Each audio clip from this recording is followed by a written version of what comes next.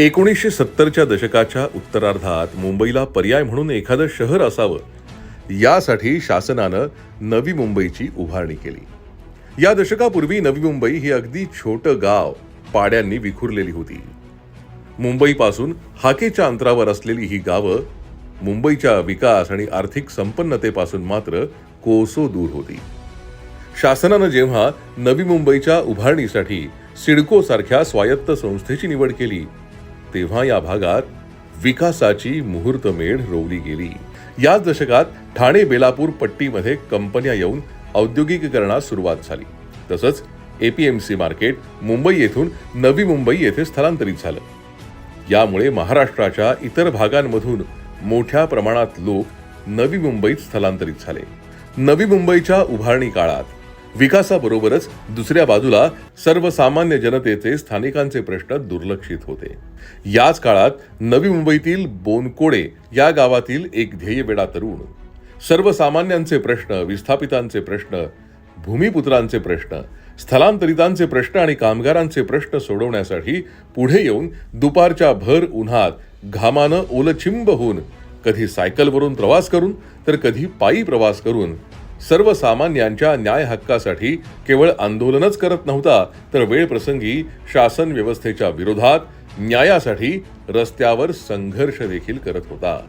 आपल्या सामाजिक आणि राजकीय जीवनात सर्व धर्म समभाव हा मंत्र आत्मसात करून जाती, धर्म, वंश, पंथ या पलीकडे जाऊन माणूस आणि मानवता धर्म हाच खरा जीवनाचा अर्थ आहे असं मानणारा हा ध्येयवेडा तरुण दुसरा तिसरा कोणी नसून आज आपण ज्यांना प्रेमानं नवी मुंबईचे शिल्पकार, नवी मुंबईच्या विकासाचे लोकनायक, जनसेवेचा जननायक, भविष्याचा वेध घेणारं दूरदृष्टी नेतृत्व, लोकनेते म्हणून संबोधतो ते आपले आदरणीय दादा माननीय श्री गणेशजी नाईक साहेब आहेत। नवी मुंबई शहरात सुसंवादातून सुसंस्कृत विकासाची पायाभरणी करणाऱ्या श्री गणेशजी नाईक या नेतृत्वाच्या जनसेवेचा सुवर्ण महोत्सव पूर्ण झालाय।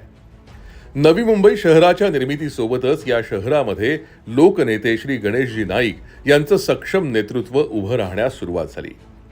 5 दशकांच्या आपल्या राजकीय आणि सार्वजनिक जीवनात श्री गणेशजी नाईक यांनी नवी मुंबई शहराला जागतिक स्तरावर ओळख निर्माण करून दिली। थेट ग्रामपंचायतीमधून महानगरपालिकेमध्ये रूपांतर झालेल्या नवी मुंबई शहरामधील जनतेनं नेहमीच लोकनेते श्री गणेशजी नाईक यांच्या नेतृत्वावर विश्वास ठेवून नवी मुंबई महापालिकेची सत्ता सातत्यानं त्यांच्या हातामध्ये दिली। हा विश्वास सार्थ ठरवून त्यांनी नवी मुंबईला विकासामध्ये देशात पहिल्या क्रमांकावर पोहोचवलं। सत्तेच्या कुशीत नव्हे तर संघर्षाच्या मुशीत घडलेलं नेतृत्व माननीय श्री गणेशजी नाईक यांनी आपल्या राजकीय जीवनात महाराष्ट्र राज्याचं कॅबिनेट मंत्री, पर्यावरण मंत्री, राज्य उत्पादन शुल्क मंत्री, कामगार मंत्री, अपारंपरिक ऊर्जा मंत्री तसंच 15 वर्ष ठाणे जिल्ह्याचे पालकमंत्री अशा महत्वाच्या खात्याचे मंत्री म्हणून काम केलंय। आपल्या पालकमंत्री पदाच्या कार्यकाळात श्री गणेशजी नाईक हे एकमेव महाराष्ट्रातील पालकमंत्री ठरले ज्यांनी 2000हून अधिक जनता दरबार भरवून सामान्य नागरिकांच्या समस्या आणि प्रश्न सोडवण्याचं काम केलं। त्यामुळे त्यांचा जनता दरबार सर्वसामान्य जनतेचा आधार ठरला। तर शहराचं नेतृत्व करत असताना श्री गणेशजी नाईक यांनी लोकहिताचे आणि नवी मुंबईच्या प्रगतीचे अनेक महत्वाचे निर्णय घेतले। एक हाती सत्ता नवी मुंबईत अबाधित राखणारे श्री गणेशजी नाईक यांच्या नेतृत्वाखाली नवी मुंबई महानगरपालिका स्थापनेपासून ते 2020 या कालावधीत तुकाराम नाईक, संजीव नाईक, मनीषा भोईर, अंजनी भोईर, सागर नाईक, जयवंत सुतार, सुधाकर सोनवणे या त्यांच्या शिलेदारांनी नवी मुंबईचं महापौर म्हणून आपली यशस्वी कारकीर्द पूर्ण केली। श्री गणेशजी नाईक यांचं विकासाचं व्हिजन आणि नवी मुंबई शहराचा झालेला विकास याची सांगड म्हणजे आज नवी मुंबई शहराला मिळालेलं IT कंपनी हबचा ब्रँड, त्याचबरोबर राष्ट्रीय आणि आंतरराष्ट्रीय कंपन्यांचे संस्थांचं मुख्य कार्यालय, नवी मुंबई आंतरराष्ट्रीय विमानतळ तसंच आंतरराष्ट्रीय डेटा हब यासारखे महत्वाकांक्षी प्रकल्प नवी मुंबईमध्ये पूर्णत्वास येत आहेत, ज्यामुळे मोठ्या प्रमाणावर आज नवी मुंबईत रोजगार निर्मिती होतीये। नवी मुंबईतील स्वच्छता, घनकचरा व्यवस्थापन आणि त्यातून खत निर्मिती, पाणी पुरवठा योजना, NMMTच्या माध्यमातून सर्वोत्तम सार्वजनिक वाहतूक व्यवस्थेचं जाळं, स्वमालकीचं मोरबे धरण, मलनिस्सारण प्रक्रिया केंद्र, सुसज्ज रस्ते, सुशोभीकरण, भव्य नवी मुंबई महानगरपालिका मुख्यालय, अत्याधुनिक महापालिका शाळा, तलाव, उद्यानं, ज्येष्ठ नागरिक विरंगुळा केंद्र सुरू करणारी पहिली महापालिका, ज्येष्ठ नागरिकांना मोफत प्रवास योजना, अत्याधुनिक स्मशानभूमी आणि सर्वच पायाभूत सुविधा पाहता याचं पूर्ण श्रेय गणेशजी नाईक नावाच्या या व्हिजनरी नेतृत्वास जातं. मोरबे धरणाच्या माध्यमातून नवी मुंबईला जलसंपन्न बनवणं हे शक्य झालं ते फक्त आणि फक्त श्री गणेशजी नाईक यांच्या दूरदृष्टी नेतृत्वामुळेच. माजी खासदार श्री डॉक्टर संजीवजी नाईक हे नवी मुंबईचे महापौर असताना नवी मुंबई शहरासाठी स्वतःच्या हक्काचं मोरबे धरण विकत घेण्याचा धाडसी निर्णय हा नवी मुंबई महानगरपालिका फक्त आणि फक्त श्री गणेशजी नाईक यांच्या भक्कम पाठिंब्याच्या जोरावरच घेऊ शकली. स्वातंत्र्यानंतर मोरबे धरण विकत घेणारी नवी मुंबई महानगरपालिका ही एकमेव महापालिका आज ठरली आहे. आज जिथे एकीकडे मोरबे धरणामुळे नवी मुंबईकरांना जरी मुबलक पाणी मिळत असलं तरी महाराष्ट्र राज्य सरकारच्या कोट्यातून नवी मुंबईसाठी असणाऱ्या बारवी धरणाच्या पाण्यासाठी आपला संघर्ष श्री गणेश नाईक आजही करत आहेत. त्याचबरोबर शहराचा पुढील 50 वर्षांचा पाणी प्रश्न सोडवण्यासाठी भीरा जल प्रकल्पातील 1000 MLD पाणी आणि वेळ पडल्यास 2000 MLD पाणी विकत घेण्याची संकल्पना मांडून भविष्यातील 5 दशकांचा पाणी प्रश्न सोडवण्याच्या दृष्टीनं ते नियोजन डोळ्यासमोर ठेवून काम करणाऱ्या एका दूरदृष्टी नेतृत्वाची झलक पुन्हा एकदा श्री गणेशजी नाईक यांच्या रूपानं पाहायला मिळाली. श्री गणेशजी नाईक यांचा वैशिष्ट्यपूर्ण गुण म्हणजे जे बोलणार ते करूनच दाखवणार असा शब्द 20 वर्षांपूर्वी लोकनेते गणेशजी नाईक यांनी नवी मुंबईकरांना दिला होता की पुढील 2 दशकं नवी मुंबईमध्ये कोणत्याही प्रकारचा कर वाढवला जाणार नाही. फक्त शब्दच दिला नाही तर त्याची अंमलबजावणीही श्री गणेशजी नाईक यांनी केली आणि त्यानुसार नवी मुंबईमध्ये सलग 2 दशकं करवाढ झालेलीच नाही. अशा प्रकारे निर्णय घेणारे आणि प्रत्यक्ष अंमलबजावणी करणारे हे देशातलं एकमेव नेतृत्व म्हणजे श्री गणेशजी नाईक हेच आहेत. यात शहरवासियांना आता खात्री आहे की गणेश नाईक यांनी एकदा शब्द दिला की तो बस पाळला जाणारच. फक्त करवाढ करून हे नेतृत्व थांबलेलं नाही.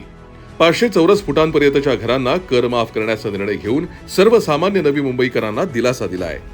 त्यामुळेच आज नवी मुंबईतील अनेक पथदर्शी प्रकल्पांचं देशातील इतर महापालिका देखील अनुकरण करतायत.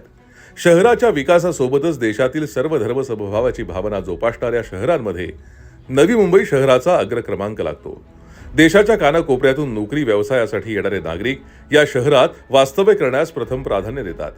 या शहरातील शांतता आणि सुरक्षा, सक्षम मूलभूत सुविधा, परिवहन व्यवस्था, राहण्यायोग्य शहर, उत्तम कायदा सुव्यवस्था पाहता आज सर्व जाती धर्म प्रांतांमधील नागरिकांना हे शहर आपलं वाटतं. या शांततामय विकासाचं श्रेय जातं ते शहराचे सुसंस्कृत कुटुंब प्रमुख श्री गणेशजी नाईक यांनाच. आपण आक्रमक, भावनाशील असणारे श्री गणेशजी नाईक पाहिलेत, मात्र त्यांच्यातील संवेदनशीलपणा सर्वांनीच अनुभवायलाय तो कोरोना काळात. कोरोना महामारीच्या काळात देशात सर्वप्रथम सावरली ती नवी मुंबई. या काळात कुटुंब प्रमुख म्हणून नवी मुंबईकरांना श्री गणेशजी नाईक यांचं अनोखं दर्शन झालं. हे उदात्त नेतृत्व पायाला भिंगरी लावून शहरवासियांच्या आरोग्याची काळजी घेत शहरभर फिरत असल्याचं पाहायला मिळालं. कोरोनामुळे लॉकडाऊन जाहीर झाल्यानंतर श्री गणेशजी नाईक यांच्या मार्गदर्शनाखाली नवी मुंबईत मोठं मदत कार्य उभं राहिलं. कोरोनामुळे 2020 मध्ये प्रस्तावित महानगरपालिकेच्या निवडणुका होऊ शकल्या नाहीत. यामुळे लोकप्रतिनिधींचा कार्यकाळ संपून महानगरपालिकेवर प्रशासकाची नियुक्ती करण्यात आली.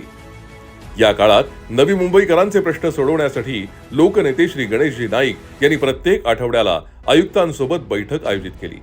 या प्रतिमहासभेतून जनतेचे प्रश्न सोडवण्यात यश मिळालं. महापालिकेच्या स्थापनेपासून फक्त 2 वेळा महानगरपालिकेत गेलेल्या या नेतृत्वानं प्रत्येक आठवड्याला मुख्यालयात येऊन जनतेचे प्रश्न मार्गी लावले. कोरोना काळापासून ते आतापर्यंत गणेशजी नाईक यांनी 84 बैठका आयुक्तांसोबत घेऊन एक रेकॉर्डच केला. आपल्या सामाजिक जीवनात कार्य करताना त्यांच्या नेतृत्वाखाली जीवनधारा, गणेश नाईक चॅरिटेबल ट्रस्ट आणि Ganesh Naik blood donor chain या माध्यमातून अनेक सामाजिक उपक्रम राबवले जात आहेत, ज्यामध्ये प्रामुख्यानं पर्यावरण संवर्धन, वृक्षारोपण, कांदळवन संवर्धन करण्याच्या दृष्टीनं उचललेलं पाऊल, सुशिक्षित तरुणांना रोजगार मिळावा या हेतूनं दरवर्षी रोजगार मेळाव्यांचं आयोजन, सलग 25 वर्षांपासून SSC सराव परीक्षेचं आयोजन, दाखले वाटप उपक्रम, नवी मुंबई स्वच्छता अभियान तसंच महारक्तदान शिबिर यासारखे उपक्रम दरवर्षी राबवण्यात येतात. त्यांच्या याच कुटुंब प्रमुख भूमिकेसाठी शहरासाठी अभिमान असणारे खंबीर नेतृत्व, कधीही न थांबणारा न थकणारा योद्धा श्री गणेशजी नाईक यांचं नवी मुंबई शहरासाठी असणारं योगदान आणि तळमळ पाहता आपण त्यांचे आभार मानूया. जगाच्या नकाशावर आपल्या वैविध्यपूर्ण प्रकल्पांनी आणि सुविधांनी शहराची मोहोर उमटवणारे नवी मुंबई शहर आगामी काळात या प्रकल्पांमुळे नागरिकांना अत्याधुनिक पायाभूत सुविधा पुरवून प्रगतीची शिखरं पादाक्रांत करणारं स्मार्ट शहर हे नाव सार्थक करणार आहे.